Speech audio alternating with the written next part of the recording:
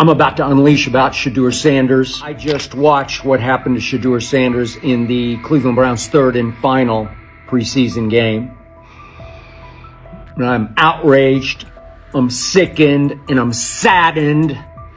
By the way, Shedeur continues to be treated in the National Football League now by those sorry-ass Browns and sorry-ass Kevin Stefanski. The Cleveland Browns are once again mishandling a promising quarterback. Skip Bayless criticized the organization for failing to develop Shedeur Sanders and for misusing his skill set. He argued that the team's decisions are undermining Sanders' progress and turning a major investment into a cautionary example. Bayless pointed to inconsistent usage, questionable play calling, and a lack of clear direction as key issues limiting Sanders. He said the Browns need a defined development plan and stronger support if they expect Sanders to succeed. Skip Bayless delivered a direct, critical assessment this week. After seeing Shedeur Sanders in a Browns uniform, he argued that Cleveland is mishandling the quarterback and undermining his development. Bayless said the team's approach shows poor planning and inadequate support around Sanders. He dismissed excuses about strategy and emphasized the need for better coaching, deployment, and protection. In his view, the Browns are setting themselves up for problems before the season begins unless they establish a clear plan for Sanders. Given the team's recent decisions, his reaction is understandable. Cleveland has a history of inconsistent quarterback development. Shedeur Sanders is a premium prospect, the son of a Hall of Famer, a proven college performer, and a widely recognized figure. The organization should prioritize his reps, protection, and a clear development plan, not place him behind Dillon Gabriel as if he were a secondary option. But I'm going to answer this question by saying Shedeur Sanders, and I'm going to tell you why. I think he's being set up to fail. That's right, I'm going to say it. Okay. Here we are on national television, right? There's been 11 practices, if I remember correctly. He's been starting against he's been playing against the third unit. He's fourth on the depth chart. And then suddenly you throw him into the start line, and he hasn't had any reps for the first team at all. Think about that. So you're just going to throw him to the wolves like that, huh?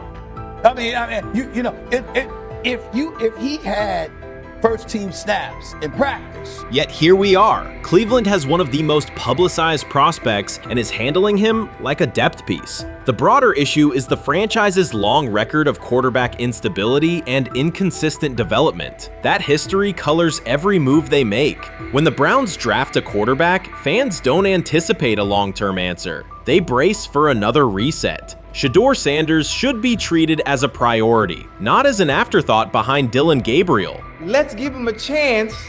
Let's give him a chance with the play calling. You know you have an offensive line that isn't playing that well. So what do? Why not just play the short game so he can get the ball out of his hands very fast to run a competent goddamn offense? Outside of that, Shedeur has to be better in understanding that the offensive line that you're working with right now is not adequate. Why not allow the players that are competing for a job, in this instance, Shedeur Sanders, to finish off the 2-minute drill? When Browns fans see another quarterback selected, they brace for another setback. The franchise's recent history, from Johnny Manziel's failed stint to the rocky handling of Baker Mayfield, reflects inconsistent development and short-term decision-making. Against that backdrop, Skip Bayless's reaction to Shedeur Sanders on Cleveland's roster was blunt. He argued the team is already mishandling a premium prospect by treating him as a secondary option instead of a centerpiece for the future. Bayless's position is straightforward. Sanders is not just a name, he brings proven college production, leadership traits, and significant visibility that can strengthen both the offense and the organization's broader profile. Burying him on the depth chart behind Dillon Gabriel signals a lack of a clear development plan and wastes early momentum. Instead, Bayless contends, Cleveland should establish a defined pathway. First-team practice reps, protection and personnel tailored to his strengths, deliberate play calling that accelerates processing, and measured in-game opportunities that build confidence and execution. In his view, the Browns need alignment from the front office to the coaching staff to prioritize Sanders' growth. Continuing to treat him like a depth piece risks repeating the same cycle that has undermined previous quarterbacks. Committing to a coherent plan gives Sanders and the franchise a realistic chance to convert potential into sustained performance. You first, when you take a look at both of these QBs, who had the most impressive start so far in the preseason? Well, to me, it was Shedeur. I didn't see any interceptions when he was out there. Didn't see anything like that. I mean, don't get me wrong. I don't think Dillon Gabriel did a bad job. I was impressed with the brother, but I'm going to go with Shedeur. You know, the pressure was on him. The spotlight was on him. Stephen A. Smith didn't just call out Dillon Gabriel. He held him accountable and made him rethink his comments. The moment Dillon Gabriel spoke and went after Shedeur Sanders, it wasn't a minor slip. He crossed the line and stepped directly into Stephen A. Smith's wheelhouse. And Smith answered with a clear, direct response that left no room for misinterpretation. The comparisons were emanating from the media more so than anybody else. And that's what I think, that's exactly who I think he was directing his comments towards. Having said that, Dillon Gabriel, respectfully, it was stupid. A very dumb comment to make. First of all, let me tell you something right now. In every walk of life, far beyond the parameters of a football field. This wasn't casual sports commentary, it was a decisive critique. Dillon Gabriel's comments were taken apart by Stephen A. Smith with clear, direct points. Gabriel, a quarterback with solid stats but limited top-level achievements, chose to take a public shot at Shedeur Sanders. Shedeur, who has handled sustained media scrutiny and on-field expectations, became the target of an unnecessary criticism. Smith responded by challenging Gabriel's standing to make that claim, and by defending Sanders on the facts. The outcome was clear. Gabriel overreached, and Sanders didn't deserve the hit. Dan Orlovsky would sit up here in comparison to Shedeur Sanders, who did no such thing, and say, hey, thought he looked better.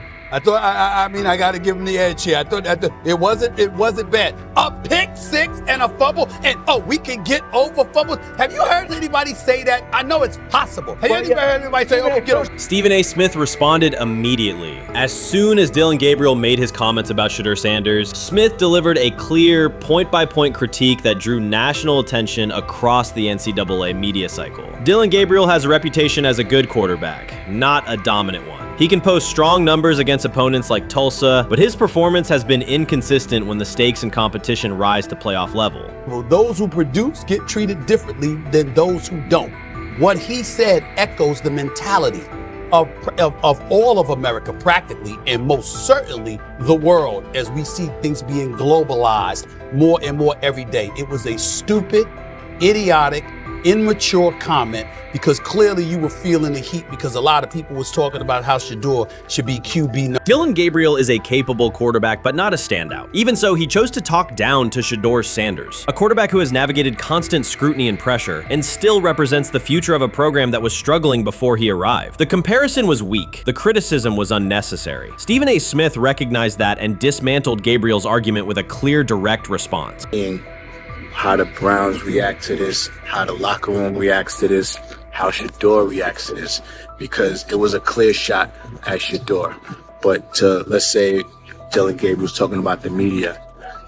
How could you be a brand new quarterback in the NFL and the first time you get behind a mic after your first game, you throw the media under the bus?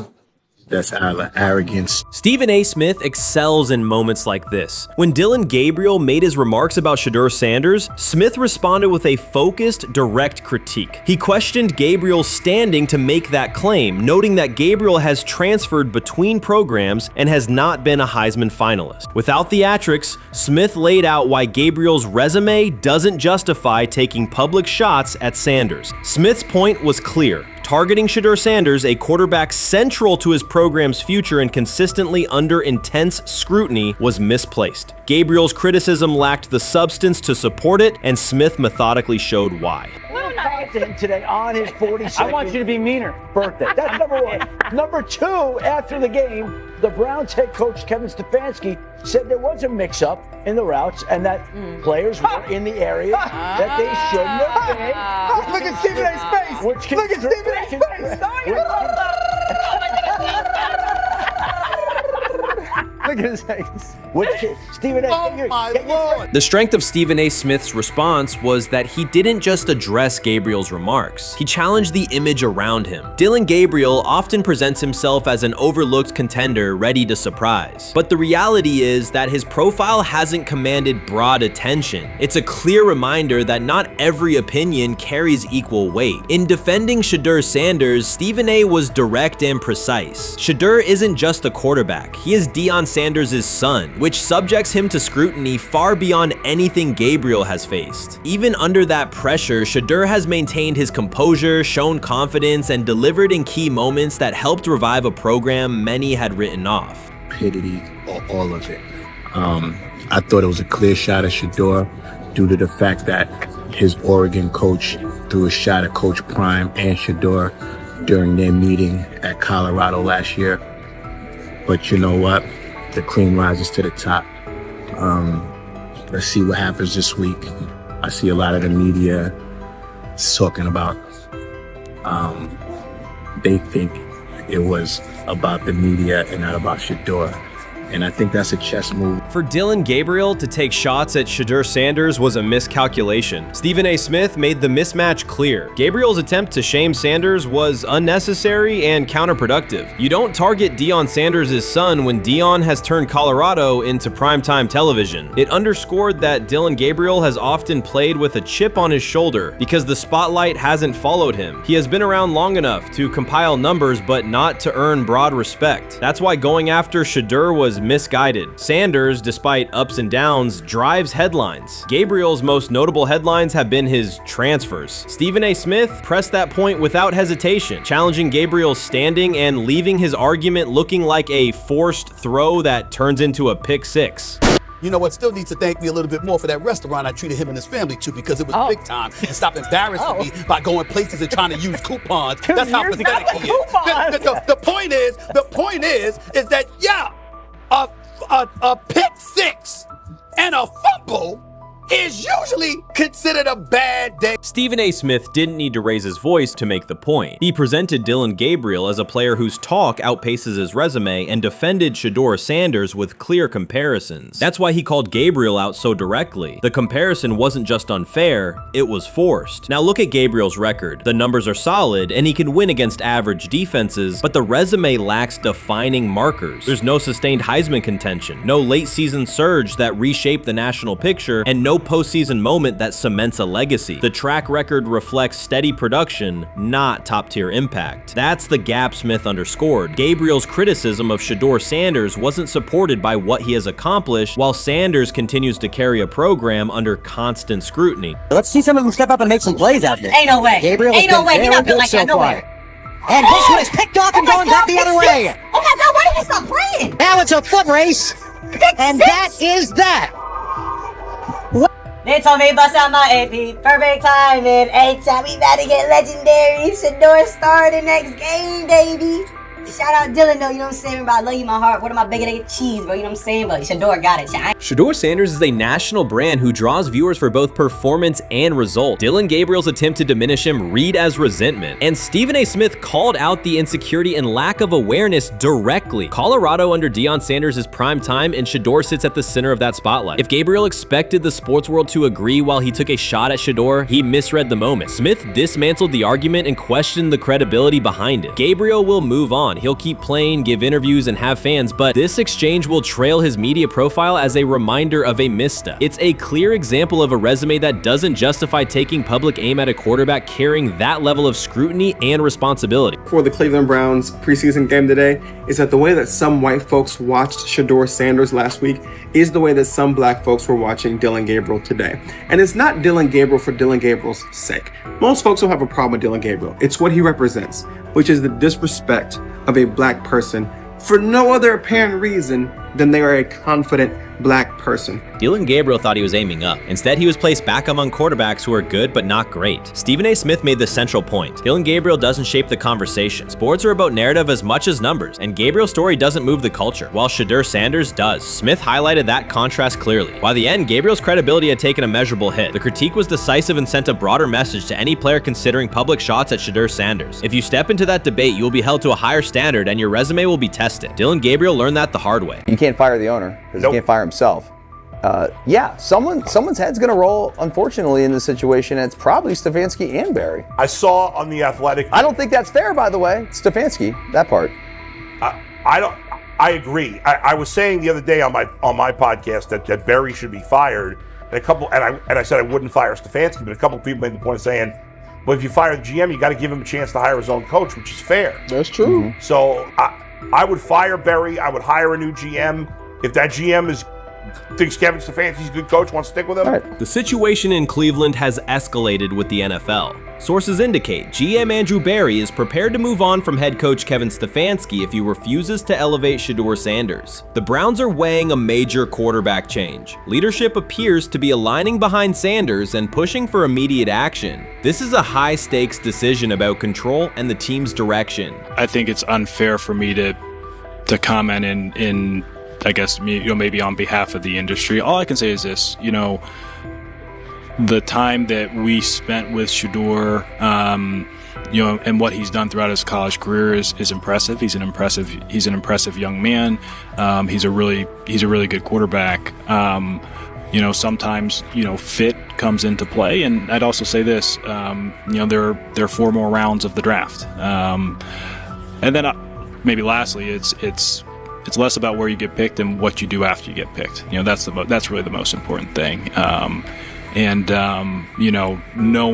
to know him over the course of the spring, he has a ton of resolve. Andrew Barry appears to be at a breaking point. Pressure from fans and within the organization to play Shedeur Sanders is intensifying. Barry is pushing for a move towards Sanders, while head coach Kevin Stefanski remains cautious about altering the depth chart. The divide is clear. One side wants acceleration, the other a measured rollout. The organization is under heavy scrutiny, and the focus has shifted to when, not if, Sanders sees the field. Has the 4th highest odds of any head coach this season to be fired. He's clearly on the hot seat. It's been a discussion for really a couple years now, dating back to last season's 3-win season.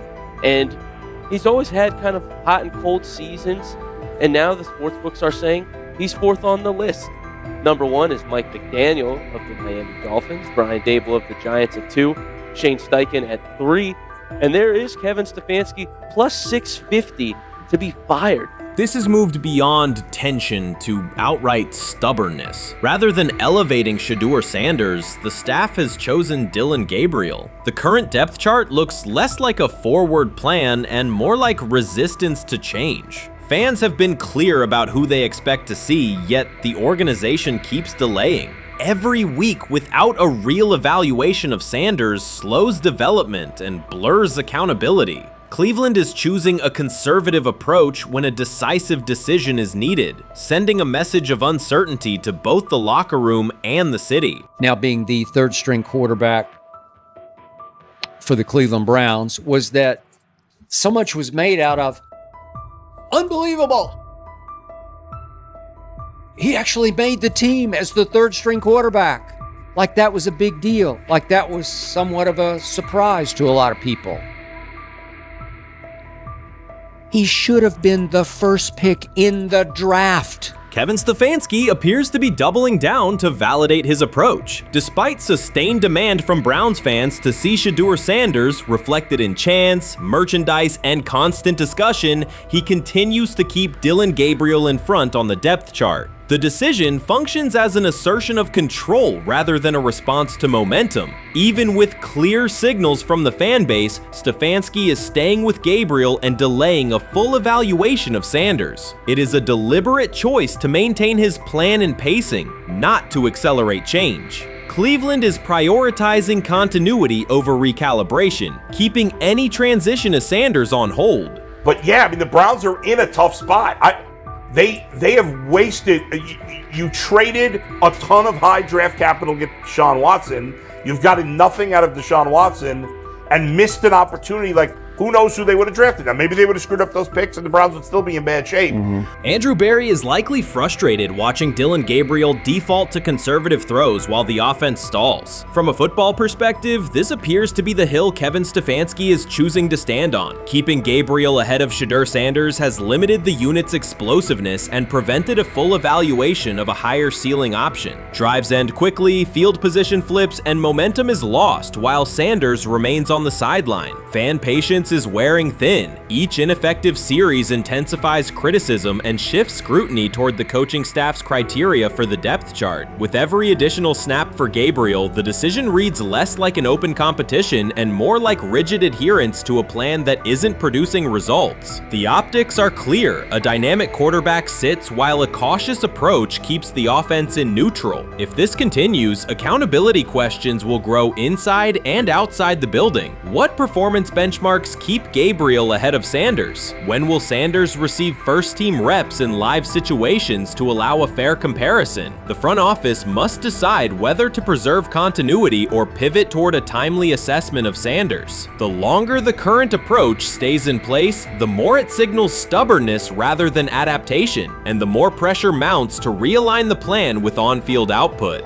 I honestly see it happening if the Browns lose a bunch of games. Like if they get 5 wins or less, I see the report coming out now that Stefanski will be fired. I don't want it to happen. I want the Browns to be good, win a bunch of games. I think that they're going to be a team that is slept on and can at least get 7 wins, which is why if they don't, I see Stefanski getting all the blame for that, and there'll be a new coach in Cleveland.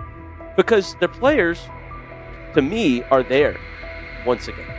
We've talked about the incredible rookie class. The approach in Cleveland lacks consistency. One week, Andrew Berry signals he wants Shedeur Sanders on the field. The next, Dillon Gabriel gets the reps and the plan stays conservative. Through it all, Kevin Stefanski shows limited urgency despite pressure on his job security. Fans are asking for an offense that can push the ball, change field position, and produce points. Instead, the unit leans on short throws and cautious sequencing. Gabriel's play keeps the ceiling low and momentum static, while a full evaluation of Sanders is postponed. The result is growing frustration and a clear disconnect between the front office, coaching staff, and expectations in the stadium. The NFL tried to teach him and his father a lesson.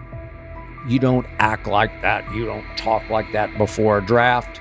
We'll show you how our game is played. We will watch you plummet all the way.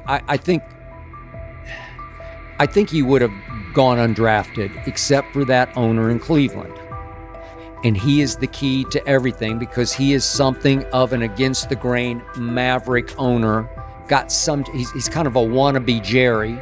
Fan speculation is growing. Some believe Kevin Stefanski lacks confidence in Shedeur Sanders. Others think he's prioritizing Dillon Gabriel for reasons unrelated to performance. A more extreme view claims Stefanski is manipulating outcomes to secure a buyout. Whatever the motive, the risk is clear. This approach is straining his relationship with GM Andrew Berry and alienating the fan base. Pressure is rising, Berry's patience is running out, and supporters have shifted from requests to demands. If the current plan continues, calls for a change in quarterback and accountability will intensify. So this Shedeur Sanders, I want to talk about this. So here's a prime example. Shedeur Sanders, they had 3-day mini camp for the Cleveland Browns. And now Jimmy Haslam actually has some money. The Bengals owners and the Rooneys are near the bottom of the league in net worth. But what the Browns have is what I would call the Buffalo Bills used to have this years ago, pre-Josh Allen. What are Browns veterans saying about Shedeur Sanders behind closed doors? According to internal discussions, the feedback goes beyond casual praise. Several veterans describe his performance as franchise level. Private locker room conversations compare his command of the offense to established starters. And one senior assistant reportedly called him Sunday ready after a single walkthrough. The consensus is that front office staff and coaches have taken serious serious notice. Inside the Browns facility, informal conversations circulate among players and coaches. These remarks carry significant weight in personnel evaluations and often influence practice rotations. When veterans speak this strongly, the message typically reaches decision makers quickly, especially during roster planning. In short, the internal perception of Sanders is already affecting how the staff views the current quarterback depth chart. Browns vets kind of weigh in on Shedeur Sanders and how he's been since he arrived in Cleveland, in Pound Town. And I think it's very, very important that we discuss it, because it'd be really easy for these vets to, this wasn't like a on-the-record interviews. This is just kind of back channels into what the vets are saying, the rumors, but the sources telling us.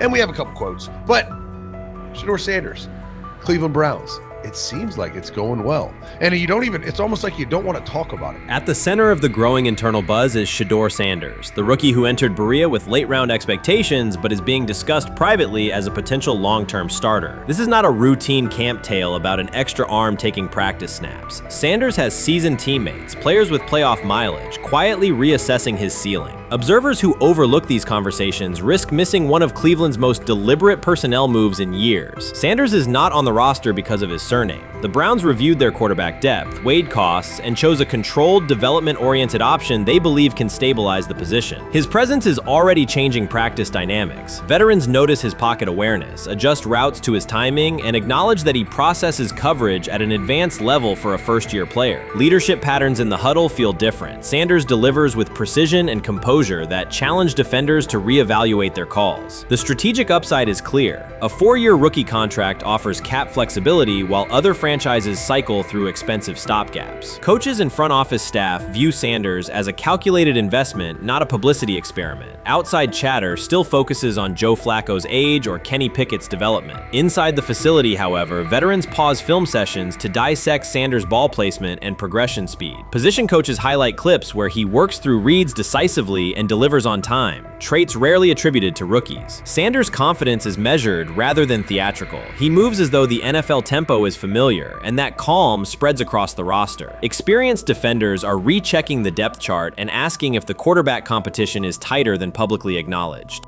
Great kid, and whether it's a following that he's earned, I mean, that's something that he's done a great job of interacting with fans, and but he is a great kid. You guys will get to know him more. He's working like crazy, just like all the guys. He's another young man. These rookies, my office is downstairs. As they got to walk by my office as they come in. They come in early. And Shedeur, just like all those guys, he's in there early. He's getting his work done. He has not yet secured the starting job. Evaluations so far come only from brief practice periods, no comeback drives, no national headlines, just steady execution in shorts and helmets. In a league that celebrates splashy debuts, Shedeur Sanders is earning trust rep by rep. Veterans typically withhold judgment until late in camp, yet several are already studying his footwork and timing, which suggests genuine respect. Inside the building, coaches sense that the Browns may have finally found a stabilizing presence at quarterback. Cleveland's recent history underscores why this matters. The team has started 9 quarterbacks over the past 2 seasons, an indicator of instability rather than depth. Sanders arrives with composure, arm strength, and a well-known surname, so any sign of readiness is magnified. Financial context also plays a role. The Browns are allocating a significant portion of the salary cap to Deshaun Watson, whose performance has not matched that investment. To manage costs, the front office signed 4 additional quarterbacks on low-impact contracts. Together, they account for far less than Watson's annual cap figure. If Sanders continues on his current trajectory, that structure could give Cleveland both competitive clarity and much-needed financial flexibility. He's the only person who's come out and say, hey, man, this dude look kind of good, man. Let me tell you what I heard. A lot of people reaching out to players in the locker room and stuff. To me, I think this is it's a red herring. Like, I'm supposed to suspend myself to this belief that he was going to look bad. I've never expected him to look bad to start with. The 5th round quarterback stuff, that's involving perceptions, pre-draft analysis, and other teams Cleveland's veterans have endured every kind of quarterback turmoil, poor reads, major injuries, shaken confidence, and sideline disputes. When a young quarterback like Shedeur Sanders steps in and appears composed rather than overwhelmed, people notice. The attention comes not just from coaches and reporters, but from the linemen and defensive leaders who have watched previous backups struggle. They are not exchanging doubts, they are sharing nods of approval. Sanders demonstrates instinctive pocket awareness, reliable accuracy, and steady poise, qualities that quickly circulate through team conversations. After years of instability under center, the Browns need someone who can remain calm and effective deep into the season. Although expectations have fallen over time, genuine interest is growing. Praise is coming from teammates who rarely commend anyone unless his performance demands it. What do you think is happening in Browns camp? What do you think is going to happen there before I let you go, Lewis? You know, I think it really does all depend on how Kevin is able to, as it relates to Shedeur, work him in enough. Well, one, Shedeur has to earn the right for Kevin and the staff to have discussions about, hey, we got to get him more reps with the ones and twos. We got to get him more reps with the ones and twos when we're going team period, not just walk through or not just 7-on-7 team. Louis Riddick reacted sharply on air after viewing practice footage from the Cleveland Browns. The clip showed quarterback Shedeur Sanders executing a string of precise throws while the Browns head coach watched with a broad smile. Riddick questioned whether the session was focused on evaluation or celebration, arguing that visible enthusiasm from the staff could cloud objective assessment of a rookie's progress. Earlier in the segment, Riddick's tone had been measured once the Sanders highlights appeared. He criticized the perception that a routine practice was being treated like a marquee event. He stressed that coaching reactions should remain subdued until performance translates into game situations. Riddick concluded by calling for accountability and asking the Browns to clarify how they plan to manage expectations for Shedeur Sanders as training camp continues. Couldn't imagine me myself saying, hey, you know what, as someone who has been at the very bottom to try and ascend to like some level of success, I could never imagine going, you know what would be really cool? I'm gonna play a joke on someone like this and make pretend that I'm a GM and I'm drafting you when actually I'm not, and then I'm gonna hang up and just giggle about it. I mean, what the hell are we doing? Seriously, what are we doing when we think that that kind of crap is funny? I don't know. Trying to get likes on TikTok. I don't have the right words for it. Right, Lewis, I'm gonna say this. I don't have the right words for it. Few situations unsettle a former front office executive faster than watching coaches celebrate a rookie quarterback before pads come on in August. In Louis Riddick's view, the Browns staff did more than acknowledge promise. They acted as though they had already secured their franchise leader. Throughout the session, Shedeur Sanders delivered 40-yard throws off his back foot, ran crisp 2-minute drills, and displayed steadiness rare for a first-year player. According to reports, each successful rep drew audible admiration from the sideline, highlighting how quickly enthusiasm has escalated.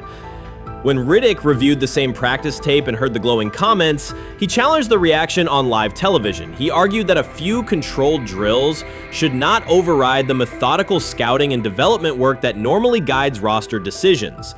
Riddick's criticism focused less on Sanders' talent than on the evaluation process. He warned that comparing a prospect to established stars or joking about renaming the stadium creates pressure before the player has taken an NFL hit, faced a disguised coverage, or logged a preseason snap.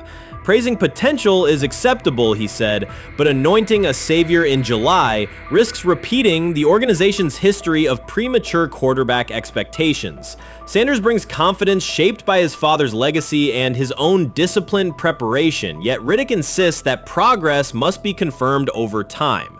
He urged the Browns to temper public excitement, follow a structured development plan, and reserve celebratory reactions for on-field results that matter. Regular season production under live pressure, not highlight clips from a midsummer workout.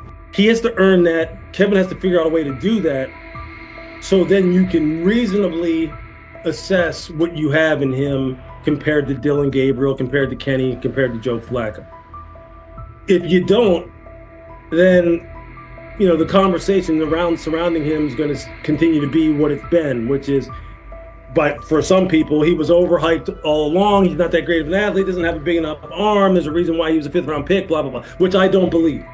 I believe if he is given enough reps, earns enough reps, and then is given enough reps in meaningful situations, he can throw the ball just as good as Joe, if not better, just as good as Kenny, if not better, just as good as Dylan Gabriel. After more than 2 decades in personnel and broadcast analysis, Louis Riddick was dismayed to see a franchise bypass basic evaluation standards after only a series of eye-catching minicamp throws. Reviewing practice footage from Cleveland, he observed Shedeur Sanders drilling 40-yard passes against uncovered receivers and running 2-minute sequences with poise. In Riddick's view, those reps, conducted without pads, contact, or a disguised rush, show arm talent but reveal little about how a rookie handles game pressure. Riddick said the Browns' reaction drifted from objective assessment to outright admiration. Multiple reports indicated coaches were sketching new concepts for Sanders during dinner and referring to dedicated Shedeur packages well before a padded practice. Even the veterans in the quarterback room showed no visible alarm, a sign that staff excitement had already reset the internal depth chart conversation. The analyst emphasized that his concern is not Sanders' skill set. He acknowledged the quarterback's arm strength, footwork, and composure, but rather how quickly the club appears willing to declare him its long-term answer. Riddick cited several past prospects who received similar midsummer acclaim only to stall once real competition began. Given Cleveland's long history of quarterback turnover, he argued the organization should focus on incremental milestones, processing post-snap reads, surviving live pass rushes, and rebounding from mistakes on Sunday afternoons. Riddick urged the Browns to temper expectations and follow a structured development plan so Shedeur Sanders can progress without undue pressure. One coach reportedly admitted he replayed Tuesday's scrimmage film so often that he lost sleep, an anecdote Riddick offered as proof that enthusiasm is already outpacing reality.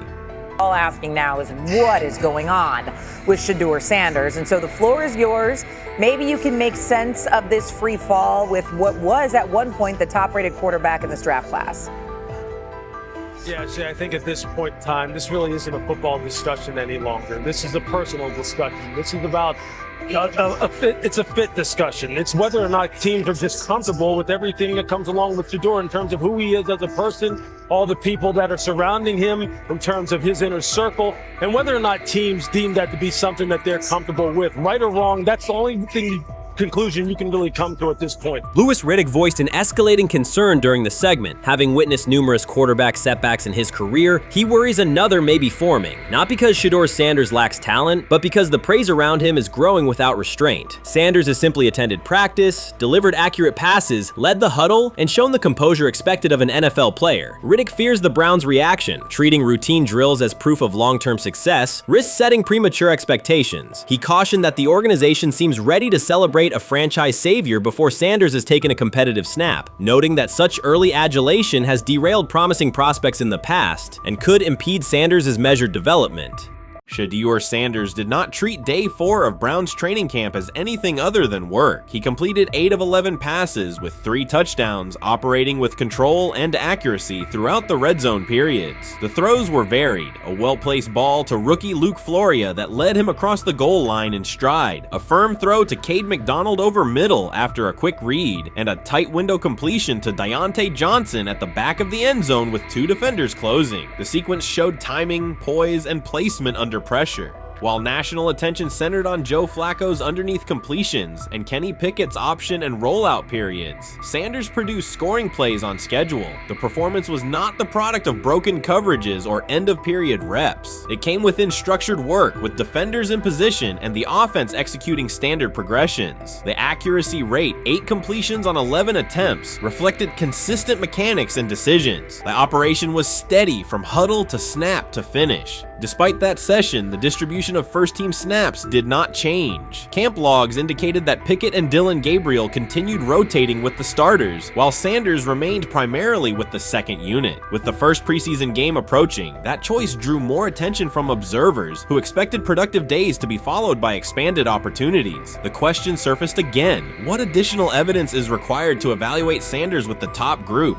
The 3 touchdowns illustrated different aspects of his profile. On the throw to Floria, Sanders used a measured trajectory to lead the receiver away from contact and into the end zone. On the ball to Johnson, he identified leverage, held the safety with his shoulders, and delivered to a precise spot at the back line. On the throw to McDonald, he eliminated the first read, reset, and drove the ball into the window before the hook defender could squeeze it. Each score reflected a particular tool: anticipation, manipulation, and velocity within standard timing. Comparisons to the other quarterbacks were straightforward. Pickett produced 2 touchdowns but placed 1 late ball that exposed a receiver to contact near the goal line. Gabriel accounted for 1 score, with additional gains coming on checkdowns and designed movement. Flacco advanced the ball in short increments without finishing drives during the same period. Sanders converted opportunities into points repeatedly and without turnovers. The rotation, however, remained unchanged. Head coach Kevin Stefanski and the staff continued to allocate first-team work to the same group, describing the process as an open evaluation. In practice, that has meant extended starter reps for Pickett and Gabriel, veteran scripts for Flacco, and second unit periods for Sanders. The disconnect between output and opportunity was notable, particularly given the stated goal of reaching an early decision at quarterback. When asked about the timeline recently, Stefanski said the preference was to decide sooner rather than later, an acknowledgement that the window for assessment is limited as preseason approaches. Speculation about motives is common in such situations. The discussion has included references to front office perspectives and ownership influence. Owner Jimmy Haslam is widely viewed as supportive of drafting Sanders. General manager Andrew Berry is known for prioritizing fit, traits, and process within the roster building model. Stefanski reports to Berry, and the practice plan reflects coaching evaluation within organizational parameters. None of that guarantees any outcome. It does explain why rotations can remain conservative even after strong individual periods. Regardless of internal views, the most useful next step for the evaluation would be a defined set of first-team snaps for Sanders to put comparable tape next to his peers. There was also outside attention on several practice segments from earlier in camp that showed Sanders throwing during lulls to non-receiver personnel, ball attendants, staffers, and assistants, while other quarterbacks were in script with full units. Those clips circulated widely and were interpreted by some as dismissive. Sanders addressed questions about it by narrowing the focus to preparation, explaining that his responsibility is to be ready for the work assigned and that he has adjusted at every level of competition, from HBCU ball to the Power 5 and now the NFL. The response matched his general approach: acknowledge the situation, maintain routine, and continue to execute when the next period begins. The broader draft day and narrative context remains part of the conversation. Sanders' college resume included efficient production and high completion rates across 2 programs, culminating in national recognition such as the Johnny Unitas Golden Arm Award. His selection in the 5th round was driven by varying evaluations of projection, scheme fit, and development timelines. The result is the current environment. He must present his case within limited windows, then wait for access to the next rung of competition. That does not make the process unfair. It makes it exacting. The best answer, for him and for the staff, is additional, comparable reps and clear tape.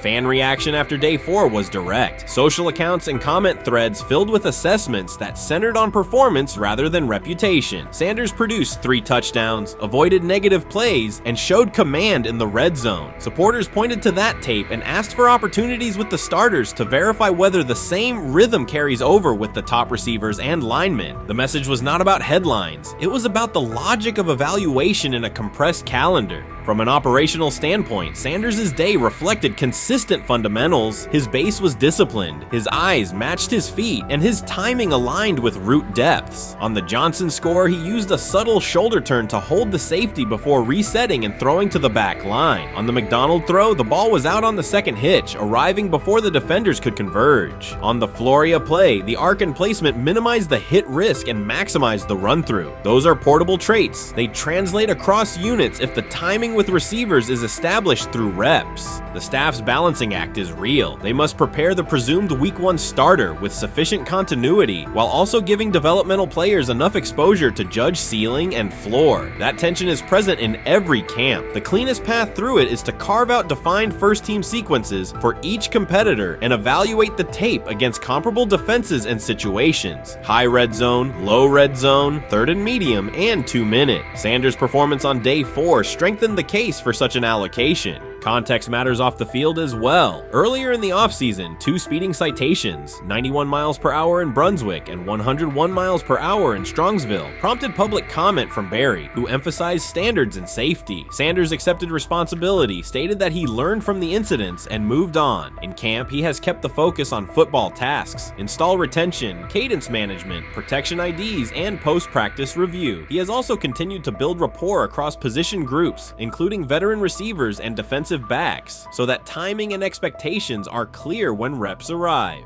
None of this diminishes the experience of the veterans in the room. Flacco has decades of film, Pickett has multiple seasons of NFL starts, and Gabriel brings mobility and a defined collegiate profile. It does, however, underscore the purpose of camp, to align decisions with current performance. Sanders produced the most efficient scoring period of the day. The next logical step is to see that operation with the starting unit, document the results, and compare them to the other candidates under the same conditions. The preseason opener will compress timelines further. Install packages expand, and coaches begin to narrow personnel groupings. If the objective is to identify the quarterback who can operate the offense most cleanly on Sundays, then structured exposure now will give the staff better information later. A small but deliberate set of first-team snaps for Sanders, scripted early downs, a third down sequence, and a red zone series would provide data without disrupting broader preparation. Until that occurs, Sanders can only continue to control process and execution. Day 4 showed what that looks like when opportunities align. Efficient reads, disciplined mechanics, and finishes in the end zone. He did not seek attention for the sequence. He put it on tape. If the evaluation remains consistent with the stated competition, comparable snaps should follow. If they do, the staff will have a clear, side-by-side measure. If they do not, the question from observers will remain the same. What more needs to be seen to justify the look? For now, the record from day 4 is clear. 8 completions on 11 attempts, 3 touchdowns, no turnovers, red zone precision, consistent control at the line and in the pocket. Those are tangible outputs. They merit a defined opportunity with the starters as the team moves toward preseason and the decision that follows. Whether or not that opportunity arrives immediately, Sanders has shown the preparation and execution necessary to be evaluated on equal footing. The next step is a matter of allocation, not speculation. Honestly, guys notice it more when you're out winning games, right? If Cleveland starts off in a bad start, they're not doing well, and all of a sudden Shedeur or Dillon Gabriel are doing well in 7-on-7, they're throwing dimes. In practice drills, the number one defense can't stop them.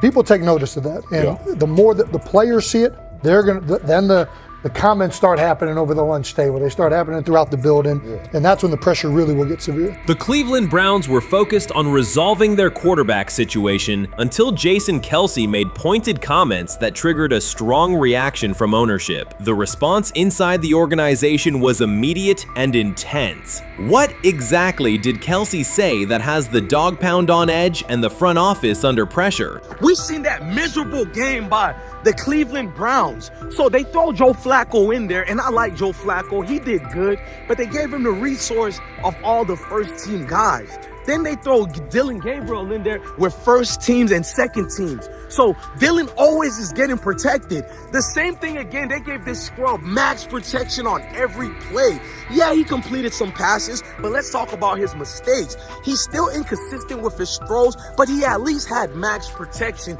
The Cleveland Browns continue to be defined by inconsistency and avoidable setbacks. Even as fans hoped the organization had turned a corner, Jason Kelce, fresh off retirement, offered a direct critique that reignited doubts about the team's direction. His remarks implied the franchise's structure and decision-making remain unstable and recent progress may not hold. The takeaway for leadership is straightforward. Identify core issues, align on a coherent plan, and execute with discipline. For supporters, it's another sign that the problems run deeper than a single season. They throw Shedeur Sanders in there with the lowest cab drivers you couldn't even get on 5th Street. And I'm pissed off, bro, because the play calling was abysmal. Look, even if you don't like Shedeur didn't even get a chance to be trash. Even if you think Shedeur is garbage, he didn't even get a chance to be garbage. That's how awful the offensive line was. Kevin Stefanski still doesn't want to give Shedeur second strings and first strings reps. Why is that? Browns ownership's response shifted from measured to urgent. The pattern is familiar in Cleveland. The team once treated Johnny Manziel as a franchise solution, retained Hugh Jackson for a second year despite results, and invested heavily in Deshaun Watson through a costly trade and contract. These decisions reflect aggressive but poorly aligned planning. The outcome has been continued instability instead of sustained progress. that this was the guy that they wanted to start. He's seasoned, he's experienced, he still has a big-time arm, even at his age, and they open with the Cincinnati Bengals. They wanted that experienced guy. He was always going to be the guy. They were not going to start Dillon Gabriel or Shedeur Sanders in week 1. Kenny Pickett had a hamstring injury. It makes it easy to go with Joe Flacco. And the question isn't and wasn't going to be who's the starter in Cleveland. The question is who's going to be the backup in Cleveland? Who's going to be the number 2 quarterback when they open the season against these Bengals? Fans still show up season after season, expecting improvement and bracing for setbacks. The usual pattern has been early optimism followed by a gradual collapse. But last season was different. For a sustained stretch, the Browns looked organized and competitive, resembling a functioning team. Couple days, 3 days until roster cutdowns. How do you feel about that? Do you feel like you belong here on this team? Obviously, I think overall as a player, I feel like I put in the work. I feel like everything I do, I try to do it to my best, and that's all I ask for. So I feel like everybody feels like they should be on the team. And if you ask anybody on the team, would they feel like they belong? They belong, in their own eyes. So I feel like I do, but I'm my own player.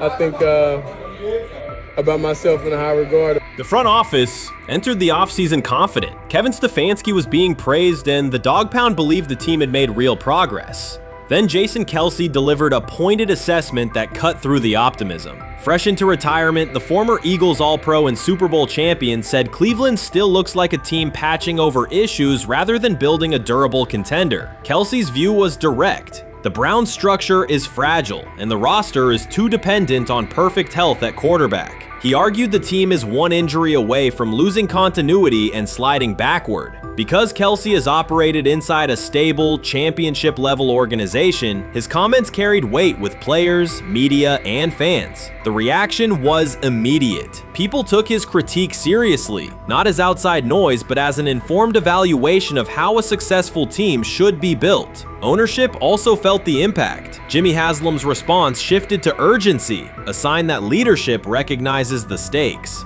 The criticism arrives in the context of prior high-risk decisions, especially the fully guaranteed $230 million commitment tied to Deshaun Watson. Watson has missed time and shown inconsistency when available, and the contract has constrained flexibility. Kelce's remarks highlight why depth, alignment between the front office and coaching staff, and a clear contingency plan at quarterback are non-negotiable. The takeaway is straightforward. Cleveland must convert last season's progress into a stable framework, protect the quarterback, deepen critical positions, and establish a plan that survives injuries and short-term setbacks. Without that, the games that fueled optimism will remain temporary.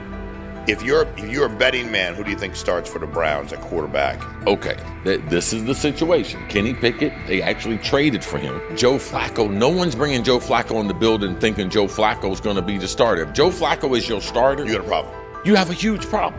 And if they were saying Shedeur was the starter as the 5th rounder, you got a real problem too, because he passed over all these guys in these reps in the offseason in shorts, in bikini shorts, Speedos and stuff. Like, no. That kind of stuff. So I'm not that surprised. When you put down a 3rd round pick on a quarterback, you do believe he has a certain skill set. Jason Kelce stated the obvious. Cleveland committed to a quarterback who hasn't played at an elite level in years, and Joe Flacco's playoff run didn't change the long-term outlook. Ownership appeared more upset that the criticism was public than by the substance of the critique. Many fans agreed. They've seen this pattern before. Rosters age, injuries are inevitable, and when a single contract dominates the cap, one setback at quarterback can undermine the entire season. Kelce's broader point was about structure. The Browns prioritized the high-cost, uncertain starter over depth and contingency. The late-season surge masked issues that remain: limited cap flexibility, thin depth at key positions, and an offense that lacks a credible Plan B. Fans recognize how quickly a strong defense can decline with injuries, and how an offense without redundancy stalls. The AFC North raises the stakes. Baltimore with Lamar Jackson sustains a top standard. Cincinnati with Joe Burrow returns to contention when healthy. Pittsburgh rarely slips below .500 under Mike Tomlin and wins with defense and consistency. In that environment, Cleveland can't rely on perfect health or peak form from one player. The path forward is clear. Diversify cap allocation, reinforce the offensive line and receiver depth, carry a legitimate backup plan at quarterback, and install a scheme that functions regardless of who is under center.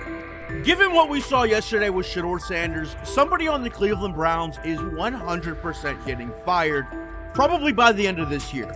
The person who's probably going to end up getting fired is Kevin Stefanski, because I know that he didn't want Shedeur Sanders on the team. It was Andrew Berry who made that pick. You can't really go against your GM. Bad things happen in this situation. But Shedeur Sanders is not without fault for what we saw yesterday. This is the play that we saw yesterday that has the internet just exploding, where Shedeur Sanders took like a 24-yard sack.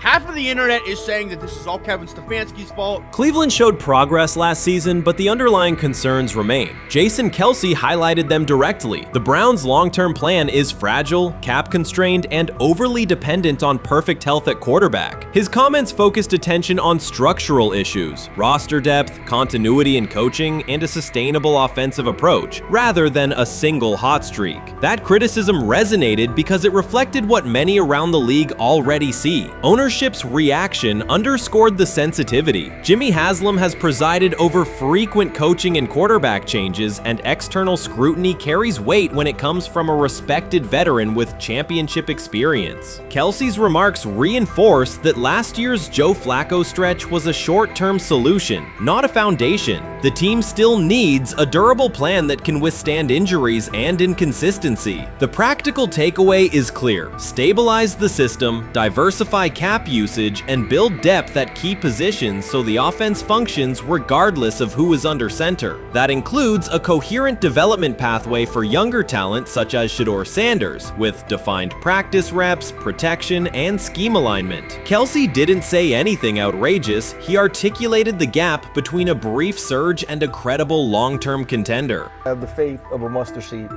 Right, because this is the greatest resurrection since Jesus the Christ. Right, like at some point, Joe Flacco was thinking about getting into TV. Yeah. Right, Joe Flacco didn't have a job, and then now you not only come back and start for the Cleveland Browns late in the 2023 season, but they came back around to you. You're now the day one starter for a franchise that just 2 years ago was in the playoffs. The Browns' quarterback situation remains unsettled. Deshaun Watson was expected to be the long-term answer, but injuries and inconsistent play have prevented him from reaching an elite level. When the team turned to Joe Flacco after Watson's season deteriorated, Flacco immediately lifted the offense and produced results that highlighted the gap between expectations and reality. That a 39-year-old late addition could outperform a $230 million starter was not just a short-term surprise, it raised fundamental questions about roster construction and evaluation. Quarterback depth has been fragile, and the late-season surge masked broader structural problems. Jason Kelce's remarks made that clear. Cleveland is vulnerable if the starter is unavailable, cap flexibility is limited, and the offensive plan lacks a stable contingency. His critique drew attention to leadership and planning as much as on-field performance. Jimmy Haslam's strong reaction reflects the pressure on ownership. The organization has promoted a message of stability and progress, but Kelce's assessment suggested those gains are not yet durable. The path forward requires a realistic approach to the cap, a credible backup plan at quarterback, and a system that holds up regardless of personnel. He lied to us all when he said that this was going to be an open competition,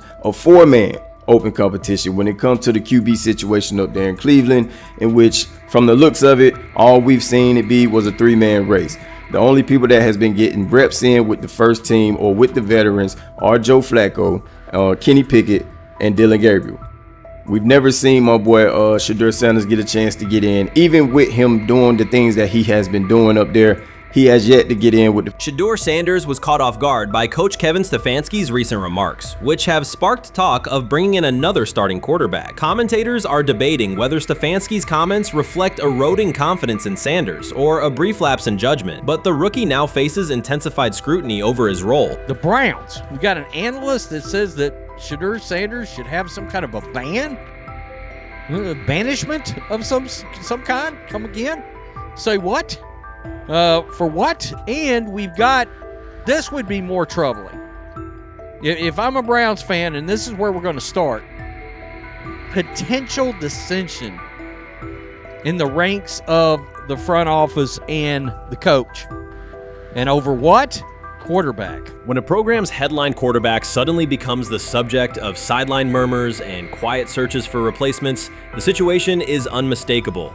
It's a breach of trust. Shedeur Sanders, the passer who put Colorado back in national conversations with his production and profile, has just received a clear message that his job security is in question. Coach Kevin, the assistant previously considered to be in Sanders' corner, made remarks that ignited speculation about changing quarterbacks. Fans, analysts, and even Deion Sanders are now reassessing the team's unity and its true plan for the position. The comment was no accident. It was a deliberate signal that the staff may soon elevate a backup. For perspective, Shedeur Sanders did not step into ideal conditions last season. He was sacked so often that Colorado could have dedicated a locker to every opposing edge rusher who reached him. Could I possibly go to bat for Kevin Stefanski as a great head coach? No, I couldn't.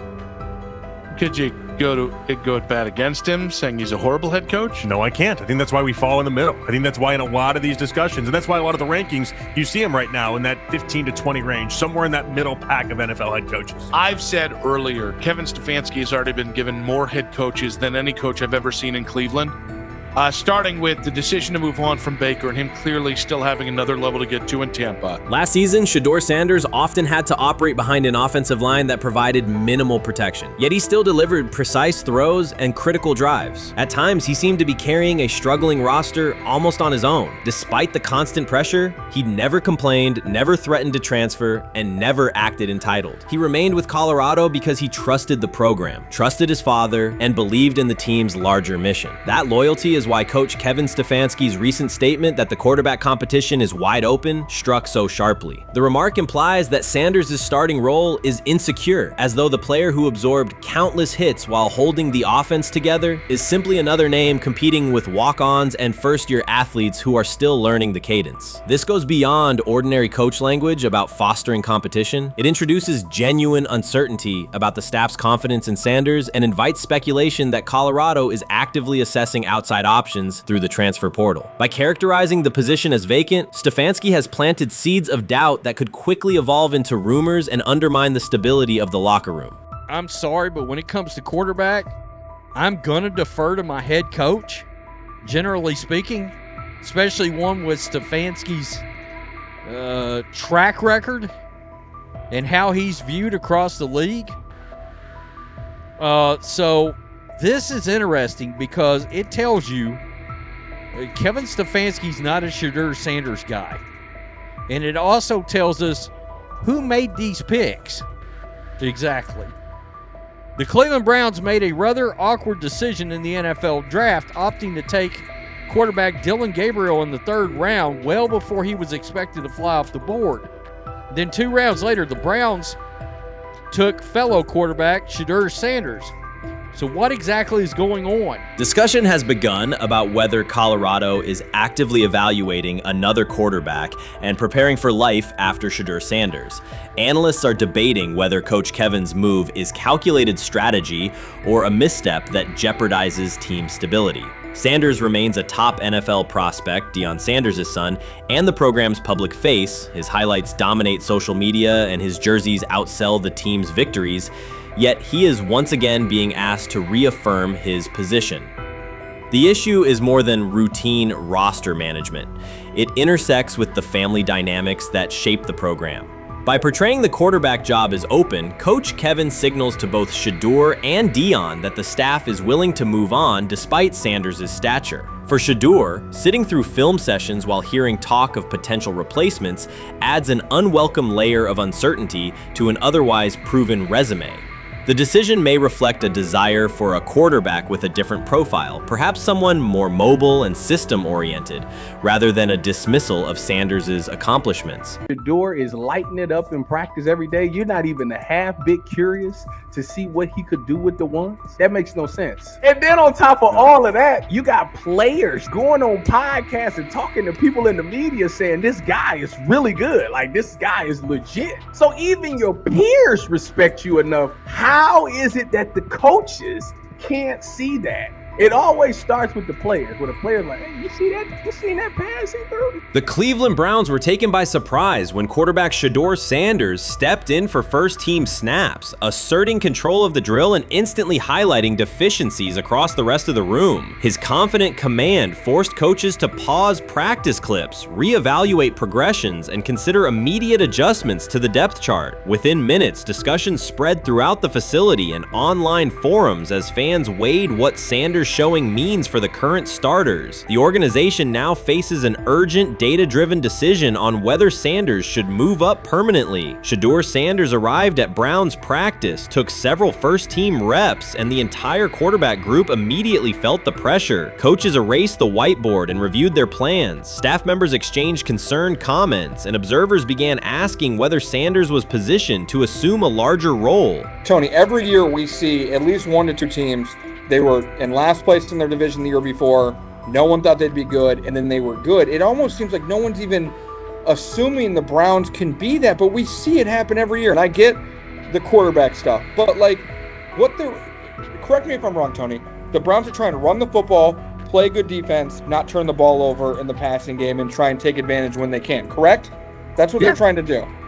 That was the 2020 offense. The Cleveland Browns are still searching for stability at quarterback. Deshaun Watson is yet to deliver consistent starter-level production that justifies his contract, and each game renews doubts about whether he can regain peak form. Behind him, rookie Dorian Thompson-Robinson shows promise but remains inexperienced and unpolished. Coaches are evaluating alternatives each week and may need to adjust the depth chart if progress stalls. The roster around them is built to contend now, so ongoing uncertainty under center is increasingly costly. As we talk about, we do believe in best player available. We do believe in positional value, and we didn't necessarily expect him to be available in the in the 5th round, and so we love adding competition to every position room and adding him to compete with the guys that are already in there. We felt like that was the appropriate thing to do. The Browns quarterback group is unsettled. Deshaun Watson has yet to provide the reliable, high-level play his contract demands, while rookie Dorian Thompson-Robinson remains promising but unpolished. Depth behind them consists mostly of veterans whose experience lies more in holding clipboards than leading offenses. The coaching staff needs an immediate answer, not a 3-year development project. Shedeur Sanders enters as that potential solution. At Colorado, he passed for more than 3,200 yards despite working behind one of college football's poorest offensive lines, consistently demonstrating poise, quick processing, and accurate ball placement under heavy pressure. Film shows steady reads and disciplined footwork, traits that offset concerns that his profile is built on family name or media attention. Cleveland viewed the signing as a low-risk, high-reward move. Early in camp, Sanders received a handful of first-team snaps intended merely as an evaluation. Those plays quickly changed practice tempo. The ball came out on time, receivers hit their landmarks, and the defense struggled to adjust. Coaches immediately expanded the review using phrases such as evaluate every option, an indication that the depth chart was no longer fixed. Watson sensed the scrutiny. Thompson-Robinson increased his urgency. Within minutes, competition in the quarterback room intensified. Sanders repeated that performance in subsequent sessions. His footwork remained clean, progression sharp, and throws firm and precise. Each strong rep forced staff to reassess the plan to keep him buried on the developmental track. The broader context magnifies the pressure. Cleveland's roster is built to contend now. Fans are weary of quarterback turnover, and the front office cannot afford another costly misstep under center. Around the league, rookie passers rarely wait multiple seasons anymore. Joe Burrow, Justin Herbert, CJ Stroud, and even late pick Brock Purdy established that precedent. If Watson opens the regular season and struggles, public calls for Sanders will grow, especially if the rookie flashes in preseason. Alternatively, another team could attempt to acquire him if Cleveland hesitates to elevate his role. Each scenario underscores the same reality. Sanders' emergence has turned a routine camp evaluation into a critical decision point for the franchise.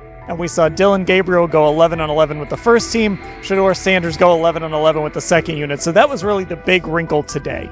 Yes, and of course, it was the first time that we have seen Shedeur Sanders get any of those coveted 11-on-11 reps. Of course, again, it wasn't with the first team offense or against the first team defense, but it's progress. And that means that he's going in the right direction, that the arrow is pointing up. He's coming up the learning curve. So that's good for him. And I actually thought just overall, he had a better day than Dylan had today. He completed more passes. He was more on point. In fact, in that 11-on-11 period, he threw a near touchdown. Desperation can push franchises toward aggressive decisions, especially when their quarterback options appear unconvincing or outdated. One scenario now emerging is that Sanders earns enough confidence to take full preseason reps with the starters, forcing Cleveland to revisit a depth chart it believed was settled at the beginning of July. His practices demonstrate that the excitement around him is grounded in measurable performance. Accurate, high-velocity passes against first-team defenses, and confident command of the huddle.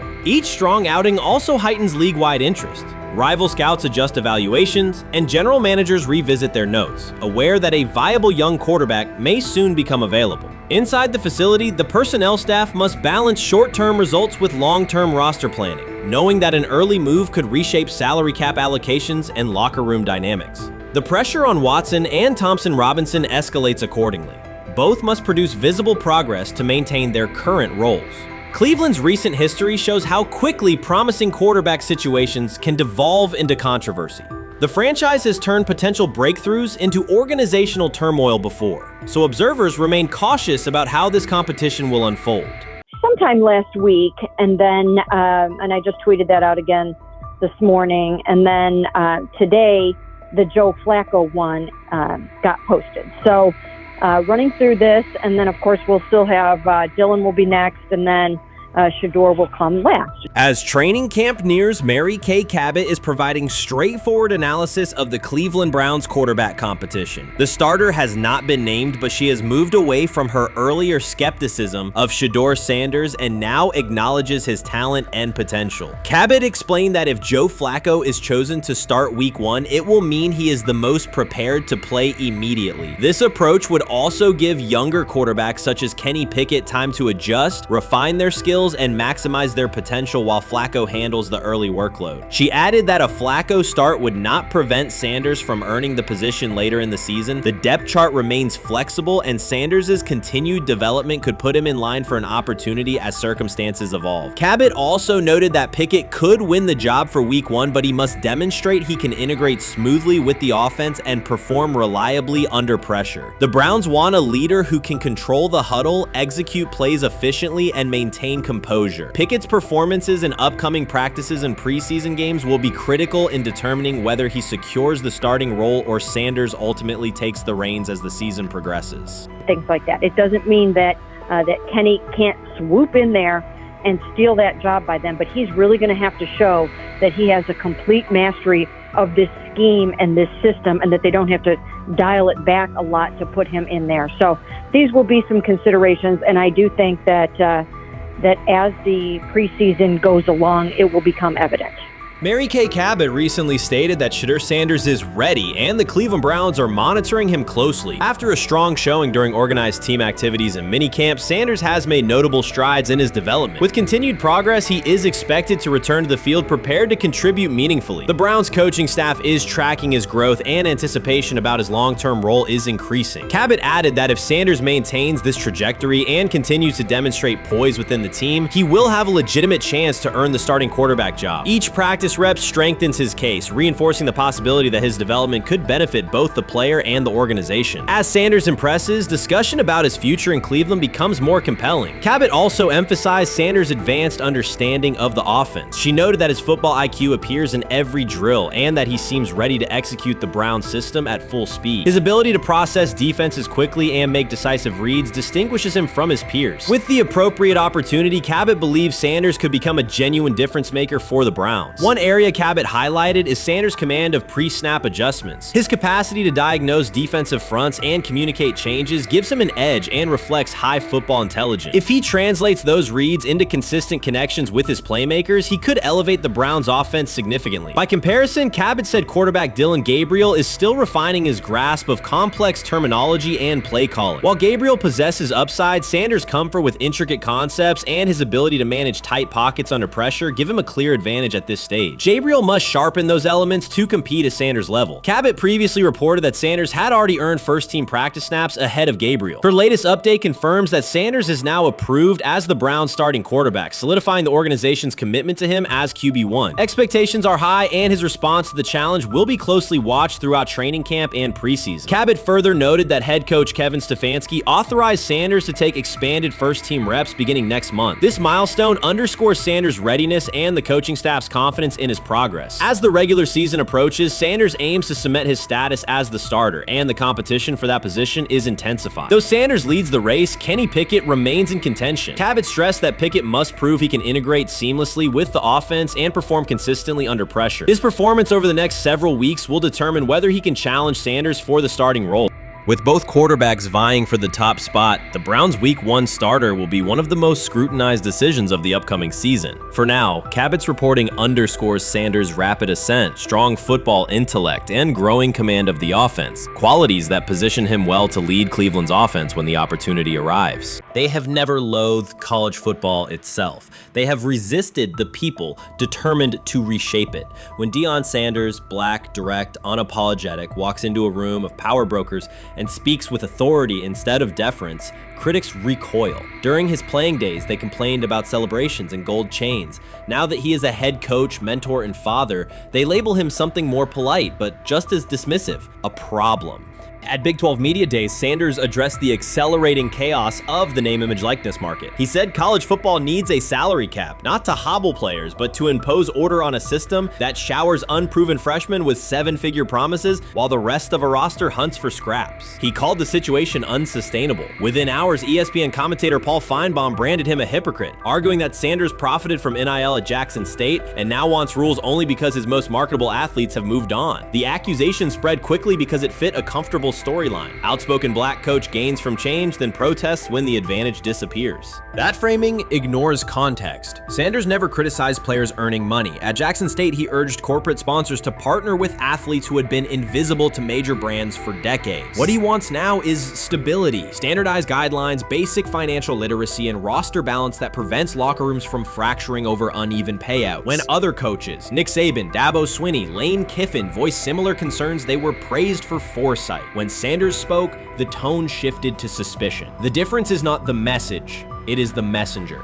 Feinbaum's response followed a familiar script. When black leaders question the structure of the sport, their motives are interrogated, their credibility attacked, and their competence doubted. He did not level the same charge at Jimbo Fisher when Fisher complained that NIL disturbed recruiting. He stayed silent when Kiffin lamented the transfer portal. But Sanders, who raised enrollment and television ratings at Jackson State, brought unprecedented attention to Colorado in one season and consistently mentors players beyond football, was called opportunistic. Feinbaum dismissed the cultural impact Sanders created: the exposure for historically black colleges, the draft picks developed, the infrastructure improved, reducing his work to a marketing stunt dependent on star sons Shedeur and Shiloh or two-way standout Travis Hunter. Sanders did not retaliate. He returned to practice, media obligations, and recruiting. His confidence is rooted in faith and in the responsibility he feels toward young athletes whose lives will extend decades beyond their highlight clips. When he asks for NIL boundaries, he is thinking about freshmen handed large sums without guidance, families unprepared for sudden wealth, and programs that abandon kids once production stalls. He has watched that cycle from the inside.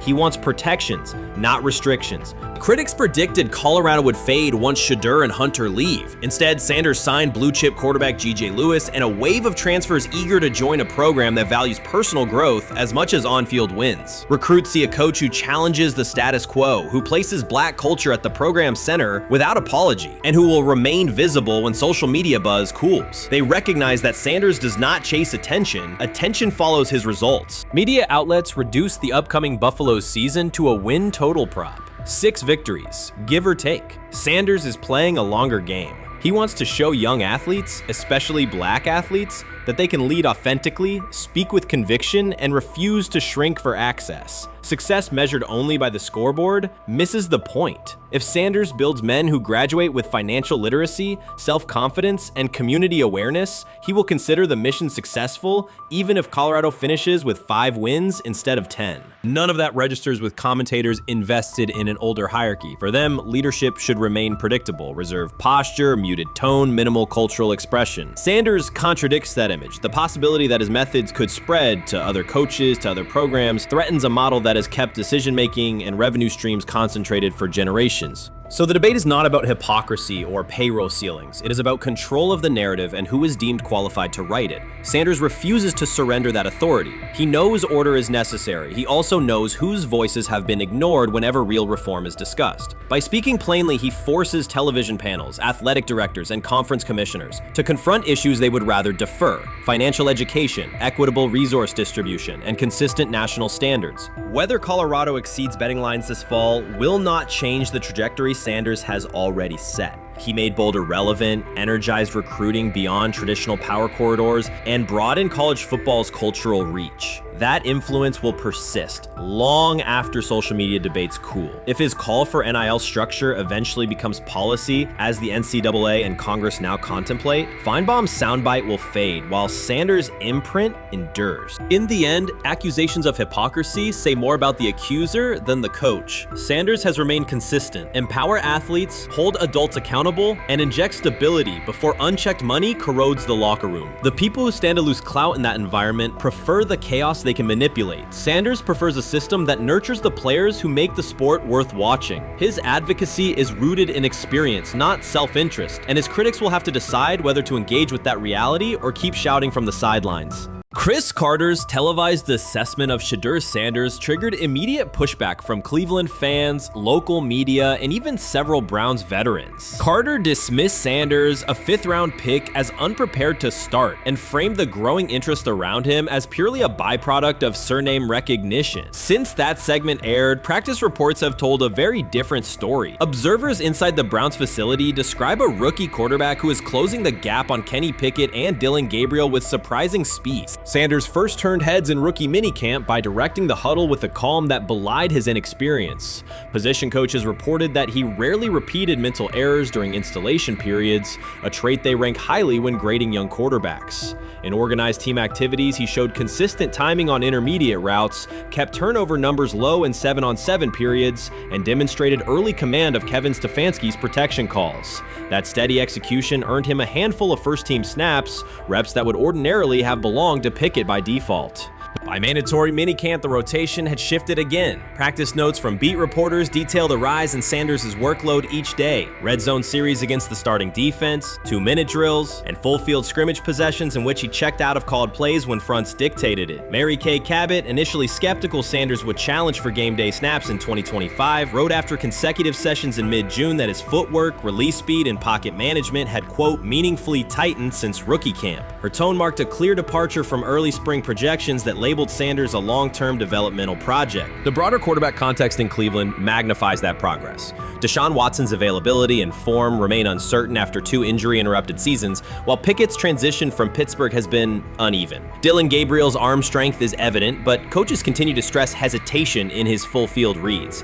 Against that backdrop, Sanders' quick decision-making and mechanical efficiency have begun to look less like a pleasant surprise and more like the roster's most reliable short-term plan. Inside the locker room, acceptance has followed performance. Wide receivers cite Sanders' ball placement on outbreaking routes, noting that the ball routinely arrives on the upfield shoulder, a small but essential detail that allows for yards after the catch. Offensive linemen appreciate his pocket awareness. Joel Bitonio remarked privately that Sanders slides up instead of bailing when edge pressure flashes. Defensive backs say his eye discipline forces them to hold coverage longer than they expected against a rookie. Such cross-positional respect develops only when day-to-day tape shows tangible improvement. The reaction to Carter's critique highlights a recurring double standard applied to young black quarterbacks. Traits celebrated as swagger or confidence in other players were labeled arrogance when associated with Sanders, yet the quarterback himself has not responded publicly. There have been no subtle social media jabs, no mention of critics in interviews, only repeated references to competing for every rep and learning from veterans. That measured approach, combined with hard evidence from practice, has softened earlier doubts among coaches who prioritize demeanor as much as arm talent. Within the coaching staff, the discussion now centers on readiness thresholds. Stefanski's scheme relies heavily on quick rhythm throws, defined reads, and disciplined pocket movement. Those requirements align with Sanders' strengths: a compact release, willingness to target the middle of the field, and instinctive timing on RPO concepts carried over from his college tape. Staffers reviewing cut-ups from joint practices note that his internal clock already approximates NFL speed, a metric they did not expect to see until mid-season at best. If that trajectory continues through preseason games, the Browns face a consequential decision. Starting a fifth-round rookie 6 weeks after training camp opens would unsettle salary cap assumptions, depth chart politics, and external perceptions of organizational stability. Yet the internal mandate remains clear: the most prepared quarterback will play. That standard places Sanders in genuine contention because every practice metric used to grade readiness, turnover ratio, red zone efficiency, third down conversion rate, has trended in his favor since early June. The organizational stakes are considerable. Cleveland has cycled through starting quarterbacks at a startling pace over the past decade, shifting from first-round investments like Baker Mayfield to high-cost gambles such as Watson, each move packaged as the long-awaited solution. A rookie chosen outside the first 100 picks ascending to the top of the depth chart would challenge long-held league assumptions about draft pedigree and opportunity. It would also validate the evaluation philosophy that prioritized Sanders' intangibles: processing speed, leadership presence, over conventional arm strength thresholds that pushed him down the draft board. Carter's televised remarks now sit awkwardly alongside daily updates from Berea. His critique relied on pre-draft labels and the presumption that a late-round passer with a famous father would need a redshirt year. Practice film contradicts that stance. Sanders checks protections at the line, manipulates safeties with shoulder fakes, and has reduced turnover-worthy throws in full-speed sessions to single digits. Statistics normally cited for veteran backups, not rookies. The longer that evidence accumulates, the more Carter's comments appear rooted in legacy bias rather than objective performance review. None of this guarantees Sanders will open the season under center. Preseason defenses test quarterbacks in ways practice cannot. Defensive coordinators will disguise pressure and boundary rotation to force late decisions. Sanders must show he can adjust protections and exploit mismatches without the benefit of a controlled environment. Yet within the Browns facility, the conversation has shifted from if he will be ready to when. Quiet confidence from Amari Cooper and other veterans suggests they believe Sanders can steady an offense searching for consistency more than highlight reel heroics. Sanders' rise also affects long-term roster calculus. If he earns the job and performs competently, Cleveland gains starter-level production on a cost-controlled rookie contract, freeing cap space allocated to other positions. That scenario could reshape roster-building strategy in a division featuring Joe Burrow and Lamar Jackson, quarterbacks whose contracts consume significant percentages of team payroll. A capable, low-cost starter would allow the Browns to reinforce their offensive line and secondary while retaining core veterans, a competitive advantage few teams enjoy.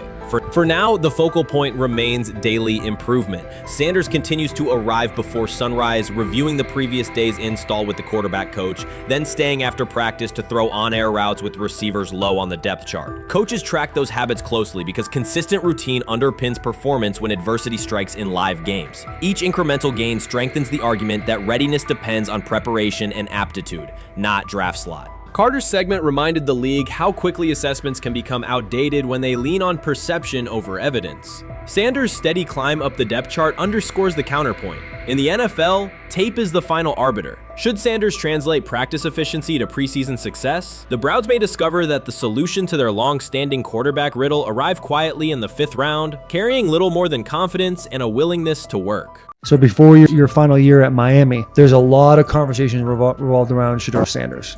Obviously, I'm assuming you guys have a great relationship. Some of the clips you've seen and stuff like that. What is it like for you to have like this rivalry with Shedeur? I don't have a rivalry with him. That's my boy. So at the end of the day, this whole process, we thought me and him were going to be 1 and 2 the whole time. Whether he's 1, I'm 2, whether I'm 1, he's 2. And so that's just always been, our mindset. It didn't go that way. I thought he was one of the better quarterbacks in the draft as well, even throughout college. A lot of stuff out there on him ain't really, the truth, just because they spin it different ways, like they spin stuff about me different ways. But I mean, when he gets his chance, become a starter, I know he's gonna make the most of it, and I'm ready to get back to work with him. After the season, talk some more stuff to him. Cam Ward directly challenged the uneven standards applied to Shedeur Sanders, calling them inconsistent and unfair. By insisting that performance, not politics, guide evaluation, he shifted the discussion from one player to a league-wide problem. Sanders' treatment now serves as a test of how the NFL supports and evaluates emerging quarterbacks. I feel a special relationship with him, especially me. First getting to know him 5 years ago when I started working with him. But it did surprise me because he's a good quarterback. He doesn't get a lot of credit that he deserves. Especially the plays that he made in Colorado. A lot of quarterbacks in the country are making those plays. And so when he gets this opportunity, I'm pretty sure having soon today that he'll make sure he'll make plays on the field. Cam Ward's public challenge to the treatment of Shedeur Sanders brought the issue into clear view. For months, discussion around Sanders has centered on his profile, major compensation, a prominent Nike deal, and the expectation to stabilize a struggling franchise. Rather than a standard evaluation of a top prospect, he has faced sustained skepticism from analysts, fans, and league voices. Ward's comments underscored that the standards being applied to Sanders diverge from those used with other rookies. By stating it directly, he did more than support another quarterback. He identified a broader problem in how the league responds to young players with significant visibility. The takeaway is direct. Assessments should reflect on-field performance and development, not external narratives. A generational talent. I'm gonna prove him right. I'm gonna prove him right. Don't worry. Oh my God. An article came out today. I'm generational. So I guess it's article versus article. I like that you think that, man. But we all know the truth.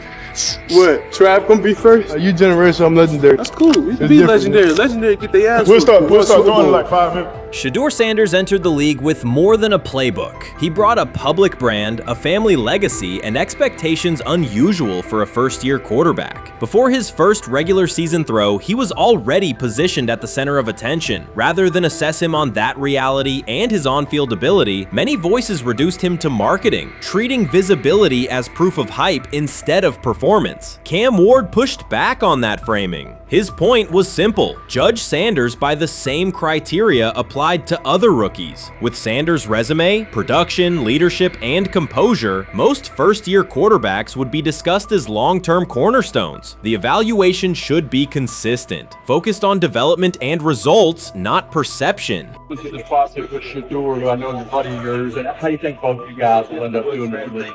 I think we'll both end up being one of the best quarterbacks in the league. I just think the work that me and him are willing to put in, the relationship we have to constantly compete each and every day, to better our craft, for ourselves. I just think it's gonna end up paying off for us in the long run. Do you guys kid each other about who's going first and how much that matters to you? Yeah, we play around, we joke around with it. It really don't mean nothing. The draft pick will never mean anything. At the end of the day, you got to show whether you can prove each and every Sunday. You can't just do it 1 year. Disrespect shows up in two patterns. First, Shedeur Sanders is repeatedly framed through his father, Deion Sanders, as if lineage erases his own work. Discussion drifts to pedigree instead of what the film shows. Second, his visibility is treated with suspicion. His audience reach, partnerships, and ability to lift ratings are labeled hype rather than recognized as value. Instead of acknowledging that he drives demand and expands the stage for his team, critics call it an unfair edge. The result is a skewed evaluation. Star power is held against him while on-field production gets pushed aside. The standard should be consistent. Assess the tape and the development, not the last name or the attention it brings. Well, Ward were microfact. Cam Ward's remarks went beyond defending Shedeur Sanders. They confronted how the league manages star power. The reality is simple. The NFL markets visibility, but resists it when a player doesn't follow the expected script. Rookies are supposed to be quiet, deferential, and grateful for limited leverage. Sanders arrived with leverage, brand reach, major endorsements, and confidence, and that presence was recast as entitlement. Instead of treating those factors as earned advantages, Sanders, much of the commentary used them to diminish him. Ward called out that contradiction. The same influence the league sells to audiences is criticized when a young player exercises it. His point is a standards problem, not a personality dispute. Evaluate Sanders on his preparation, leadership, and results. Don't penalize him for having a platform or for using the leverage that the modern NFL itself helps create. Now it sounds like the Cleveland Browns are going to all but imprison Shedeur Sanders in the football sense of a very talented rookie quarterback who obviously needs reps, needs an opportunity, and who now, barring some miraculous luck, will not get the opportunity to play in a single real game. I'm sure many around the NFL are celebrating as we speak. They are chuckling about this. Many in the NFL wanted to teach Shedeur and his daddy. Cleveland became the center of the conversation. With Shedeur Sanders attached to a major Nike partnership, the expectation was straightforward. He should be given real game reps. The Browns instead leaned on Joe Flacco as the default choice, treating stability as the safer path while sidelining a quarterback with clear cultural and commercial pull. Each week Sanders didn't see the field, scrutiny grew. Commentary questioned the value of his contract environment and relevance, and fan debate shifted from development to doubt. That wasn't measured evaluation. It was a delay framed as prudence that eroded confidence in the process. Cam Ward reset the terms of the debate. He pointed to an uneven standard. When veterans or other young players secure significant endorsements, it's considered smart business. When Sanders does it at scale, it's recast as ego or hype. Even the scope of his off-field agreements became ammunition against him rather than evidence of market demand. Ward's position is simple. Use one standard. Assess Sanders on preparation, decision-making, and progression, not on discomfort with his platform. Treat visibility as an asset, not a disqualifier. The issue isn't attitude or branding, it's the consistency of the evaluation. Ward called it directly. The treatment has been unequal, and it should be corrected by aligning opportunity with performance criteria. Fans need to recognize there's not a team in the league he'd start for. Not one. That's not ridiculous, that's not unfair, that's not a vast conspiracy. Shedeur Sanders fans are Angel Reese fans. They're just fair weather fans who don't really give a fuck about the sport. Most of them are just Dion fucking groupies that followed him when he went to fucking Colorado, just like Angel Reese's fans had never watched basketball prior to her playing at LSU, and they followed her to the WNBA and don't know shit about the sport.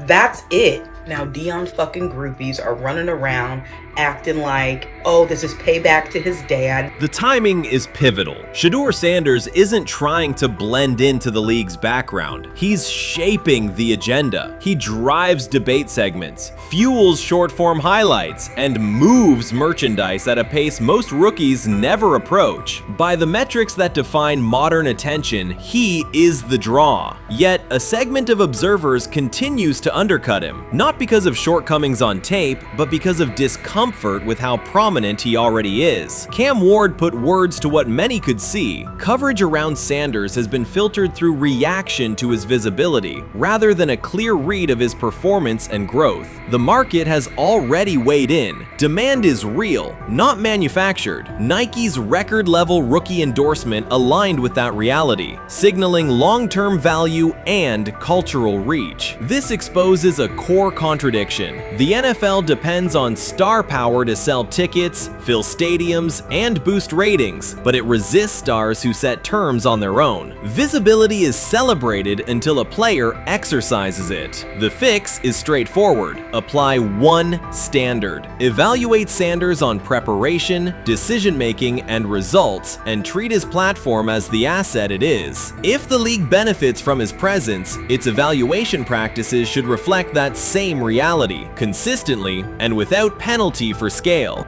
Shedeur Sanders does not depend on league promotion. He established his platform before the NFL and continues to expand it on his own terms. That autonomy challenges the status quo. Cam Ward's support was more than a defense of a teammate. It was a warning that if the league holds to outdated expectations, it risks falling behind the very players who drive audience attention and revenue. Claims that Sanders lacks real popularity ignore measurable facts. A large, active following, consistent merchandise demand, and sustained coverage across major outlets. Doubts about his standing as a quarterback overlook his college production and growth indicators. The pattern is familiar. Efforts to minimize him increase his reach. Each skeptical headline widens the spotlight, and each dismissive take creates more engagement. You cannot reduce a player built for visibility by arguing he should be less visible. The practical outcome is the opposite. Scrutiny becomes signal. Sanders is not merely enduring criticism, he is turning it into momentum, converting attention into leverage on and off the field.